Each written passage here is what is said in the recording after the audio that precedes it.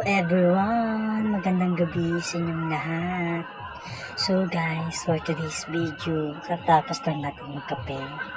And then later on, taking a dinner naman tayo. Pero bago yan, pa-brush muna tayo bago tayo mag-laps.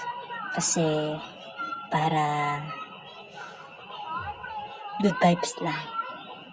Yeah guys, waiting nyo lang yung next content ko.